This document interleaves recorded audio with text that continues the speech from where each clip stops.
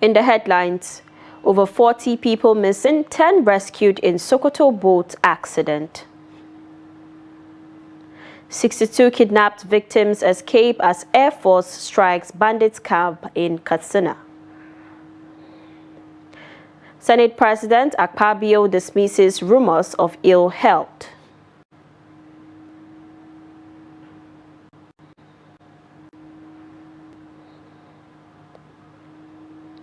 And on the foreign scene, rain halts rescue operation after Pakistan floods kill hundreds.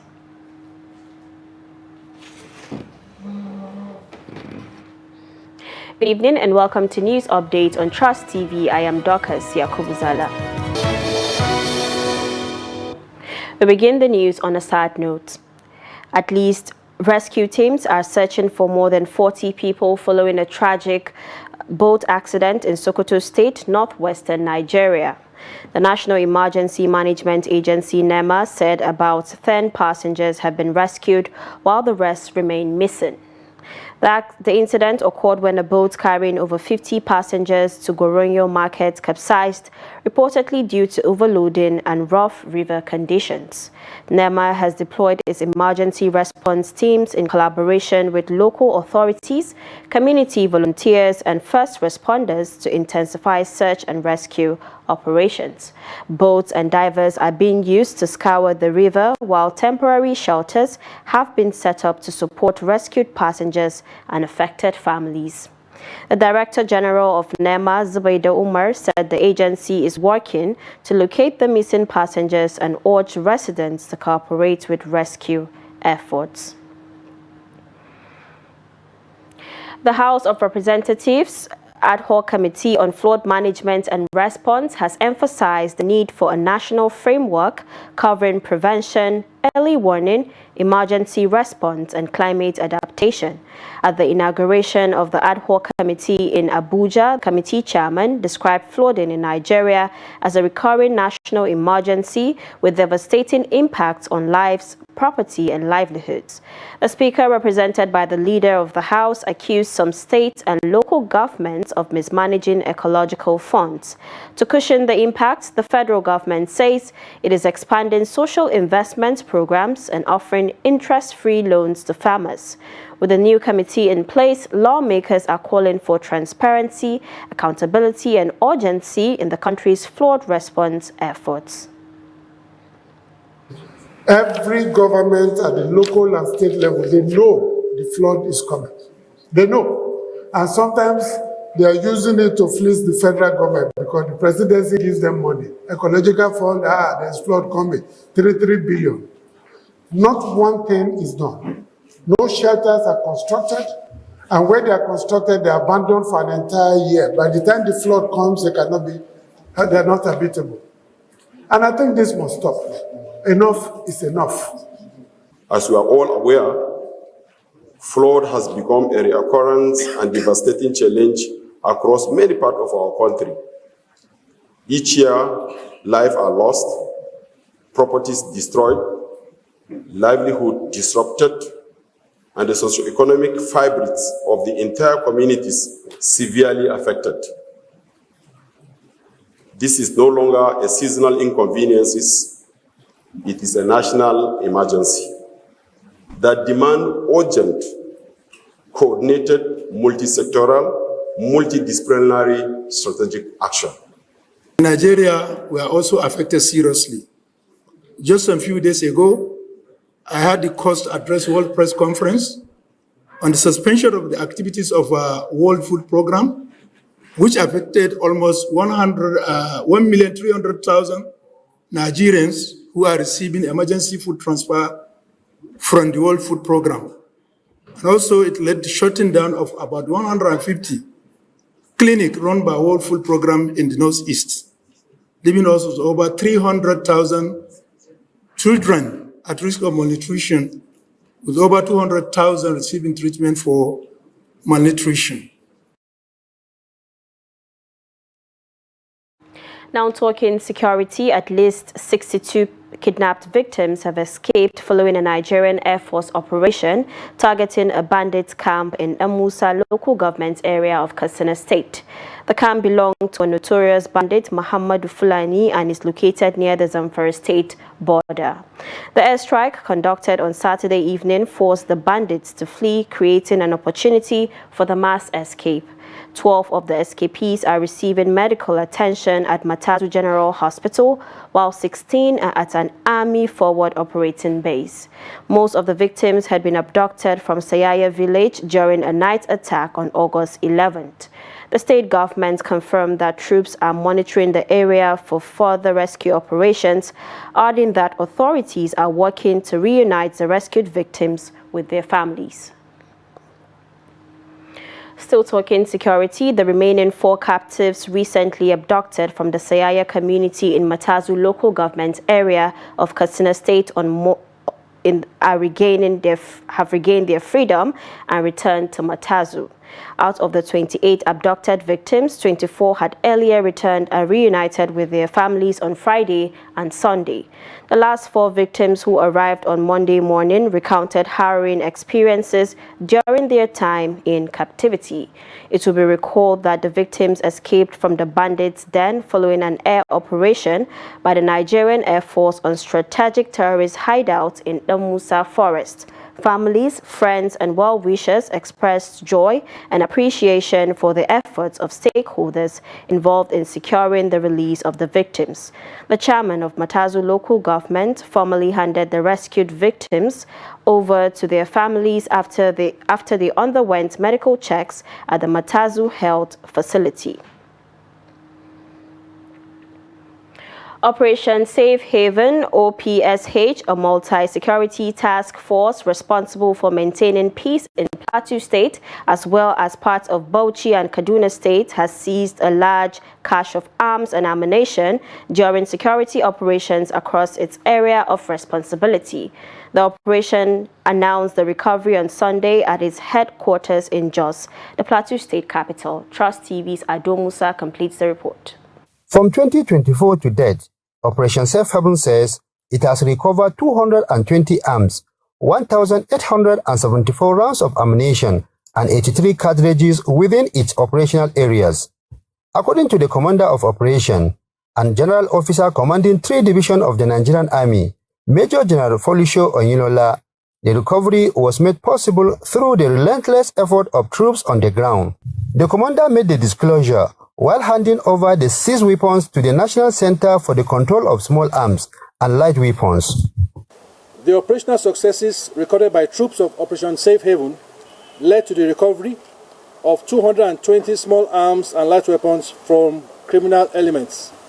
Out of this number are 84 Dane guns, 66 locally fabricated revolver rifles, as well as some automatic weapons, which include 27 AK-47 rifles, 8 locally fabricated AK-47 rifles, 1 locally fabricated submachine gun, 1 automatic pistol, 20 locally fabricated pistols, 4 locally fabricated cartridge pistols, 2 locally fabricated revolver pistols, 1 locally fabricated pump action, 4 double-barrel rifles, and 2 mortars.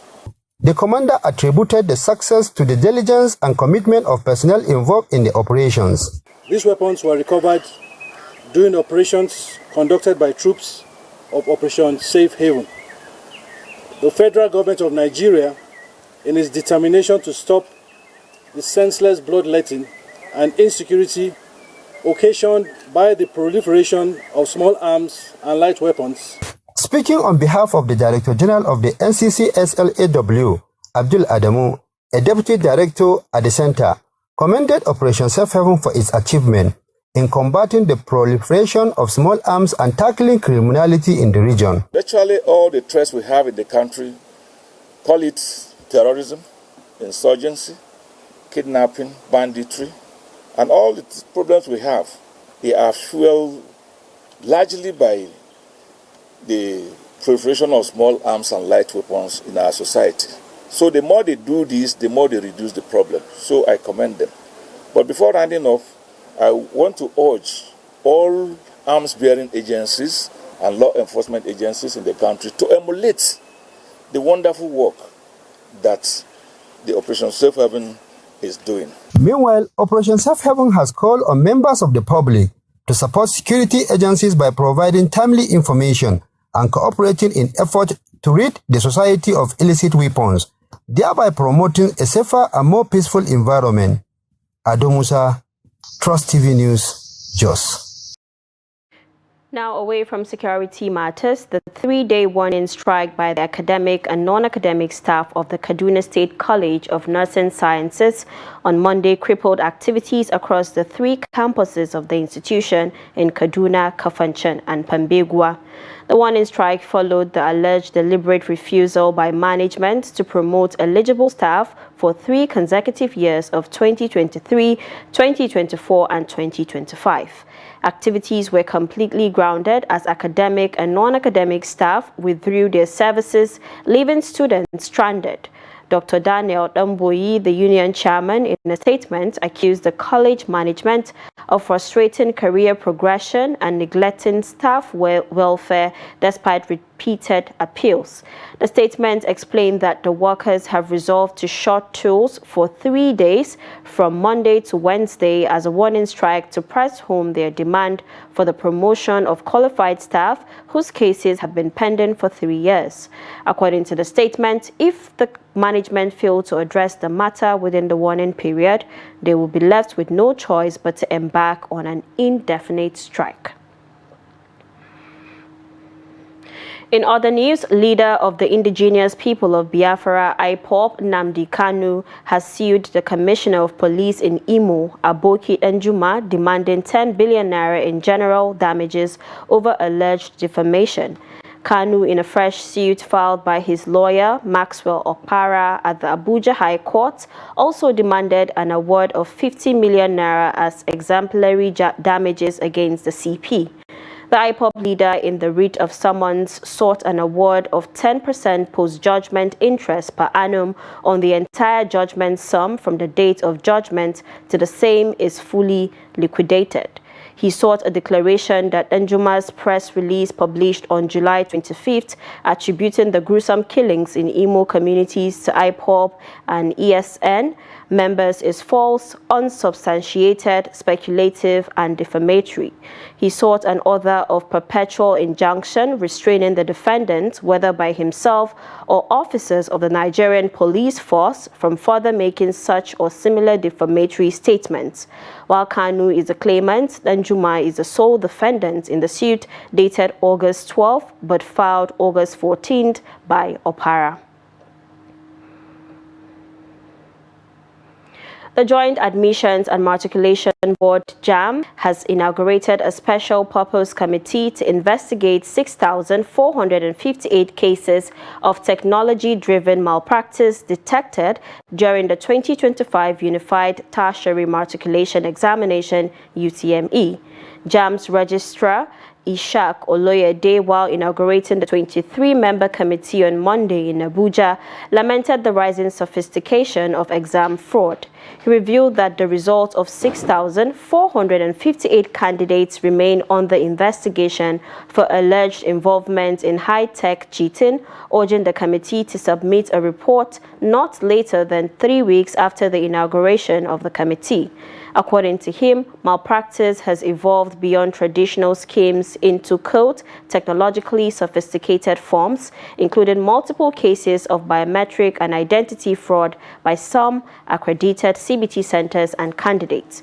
He disclosed that while 141 cases of quote, normal exam malpractice have been sent to JAM's disciplinary committee, the committee will handle extraordinary infractions such as image blending, albinism falsification, finger peering, and attempts to breach some CBT centers' local area network. This is news update on Trust TV coming up ahead. Senate President Akpabio dismisses rumors of ill health. This and many more when we return. Do stay with us. Are you a Nigerian artisan, tired of all the customer complaints and looking to take your craft to the next level? Then join Skill Up Artisans program SUPER, the game-changing initiative designed to transform Nigerian artisans into world-class professionals. SUPER is an initiative of President Tinubu to equip artisans with modern skills, cutting-edge technology and global best practices. SUPER offers world-class training courses, retraining experienced artisans to sharpen their skills while providing multi-level training to aspiring artisans in various trades like construction, manufacturing, transportation, services, automation and agriculture. Beyond industrial training funds, certified training centers, SUPER provides web and mobile training programs for flexibility and convenience. Upon completion, artisans receive globally recognized certification and licensing for credibility, opening doors to international employment opportunities. SUPER has 3 career-boosting exit paths. The first exit is international job placement through global partnerships. The second is local industry jobs that drive economic growth. And the third is business incubation, providing self-employed artisans with tools and resources to build successful businesses. SUPER has created a central database that categorizes Nigeria artisans for easy access and management. This also serves as a global marketplace for clients seeking skilled artisans who are rated based on expertise and service quality. Customers can expect top quality service as SUPER artisans are trained to meet global standards. SUPER guarantees financial security with escrow payment protection, ensuring customers pay only for satisfactory work. With SUPER, artisans thrive, customers receive top quality service, and Nigeria's economy grows. Visit www.super.itf.gov.ng today and take your craft to the next level. Welcome back from the break. In case you just joined in, this is News Update on Trust TV. Let's take a look at our top stories again. Over 40 people missing, 10 rescued in Sokoto boat accident. And 62 kidnapped victims escape as Air Force strikes bandits camp in Katsina. And moving on to more stories, the president of the Nigerian Senate, Godswill Akpabio, has returned to the country after a brief vacation in London.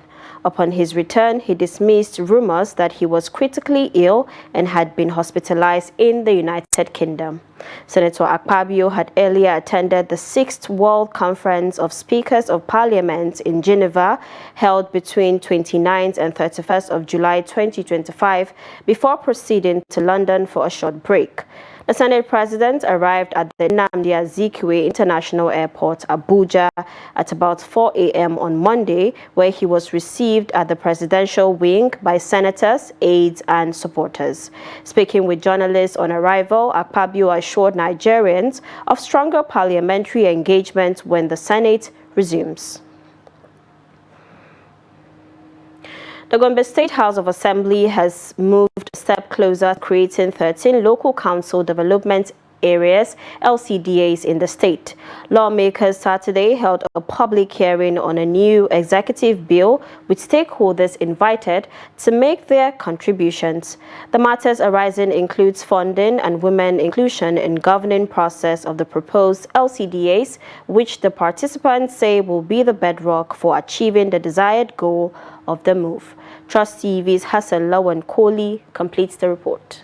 At the Assembly Complex in Gombe, lawmakers, traditional rulers, community leaders, and representatives of civil society gathered for the public hearing on the executive bill seeking to create 13 LCDAs. Many participants welcomed the proposal, describing it as a bold step toward improving service delivery. But some cautioned that the law must clearly define roles to avoid duplication with existing local governments, expressing optimism that the bill may scale through. Now people will now key in and support and this development area will be in consultation with the traditional rulers who are the grassroots security agents. Secondly, on the economic development, because people will now come up. We have a lot of resources in Gombe, but they are untapped. But with this development, then these resources are going to improve and so on.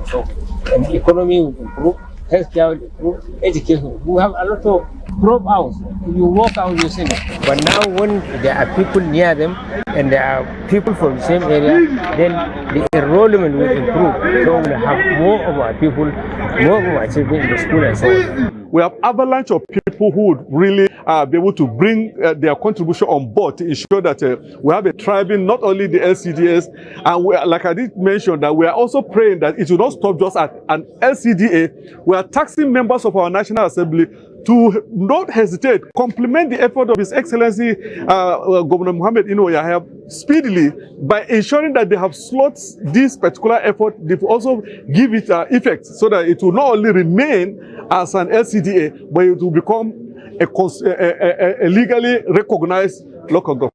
Women who are among the participants at the public hearing are, however, urging the House of Assembly to consider them while deliberating on the proposed bill. I want the Honorable House to plead with the state government to include more women in the administration, because as women, we are the builder of a community. As women, no any community will ever achieve its aim without a woman's support. As women, we are supposed to, in every successful man, there must be women behind them. Highlighting the input by the participant, the Speaker of the House, Abubakar Lugereo, said the new councils are intended to bring government closer to the people and enhance development at the grassroots. These local development areas will be manned fully by democratically elected leaders. But before the conduct of the election, we are going to create a platform for creating an interim management that will manage the local governments, the newly created LCDs. But as soon as the election is taking place, the LCDs together with the parent local government will be manned by democratically elected leaders. If this bill sells through, the Gombe State will see an expansion in its administrative structure, a move that supporters say will speed up development in the state. However, the critics warn of possible financial strain. Hassan Lawan Koli, Trust TV News, Gombe. And now in business, the Revenue Mobilization Allocation and Fiscal Commission, RMAFC, has announced the commencement of a review of Nigeria's revenue allocation formula among the federal, state and local governments. The Commission Chairman, Muhammad Shehu, said the review was necessary given the current economic realities as the last adjustment was done in 1992. He explained that the new formula will be fair, just and reflective of the responsibilities and financial needs of all tiers of government. Under the existing arrangement, the federal government receives 52.6%, states 26.7%, and local governments 20.6%, while 1% each goes to the FCT Ecological Fund, Natural Resources and Stabilization Fund. Shehu noted that constitutional amendments devolving more powers such as electricity, railways and correctional centers to subnationals have increased their financial burden, making the review crucial. He assured that the process will be inclusive, data-driven and transparent, with broad consultations across stakeholders. Now, away from Nigeria, rain on Monday halted search and rescue operations in northern Pakistan after flash floods killed nearly 350 people, with around 200 still missing, officials said. Torrential rains across the country since last Thursday have caused flooding, rising waters and landslides that have swept away entire villages and left many residents trapped in the rubble. Most of the deaths, more than 320, were reported, according to the Provincial Disaster Agency, which warned of new flash floods till Thursday. Volunteers had been assisting hundreds of rescue workers in their race against time to find possible survivors and retrieve bodies as fresh rain started lashing the province. Around 200 people are still missing, according to local authorities. And now in sports, all is now set for the commencement of the 9th edition of the National Youth Games, NYG, in Asaba, Delta State. After hosting 2 consecutive editions of the National Youth Games in 2023 and 2024, the city of Asaba is wearing a new look ahead of the 2025 Games, which will run from August 26th to September 6th. According to the organizers, the opening ceremony will be held on August 28th at the Stephen Keshi Stadium, Asaba, while competitions will run till September 6th at multiple venues across Asaba. The participating teams will compete in various sports, including badminton, table tennis, para-table tennis, athletics, deaf athletics, para-athletics, karate, taekwondo, judo, and wrestling. Others include chess, ayo, kickboxing, kung fu, para-powerlifting, weightlifting, basketball, fives, squash, tennis, Scrabble, gymnastics, shooting, and swimming. The list also includes beach volleyball, boxing, football, cricket, cycling, darts, golf, handball, hockey, rugby, abula, cocoa, and volleyball. And that's a wrap on News Update. Do not forget to follow us across all social media platforms for more programs, news, and documentaries. My name is Dorcas Yakubuzala. Bye for now.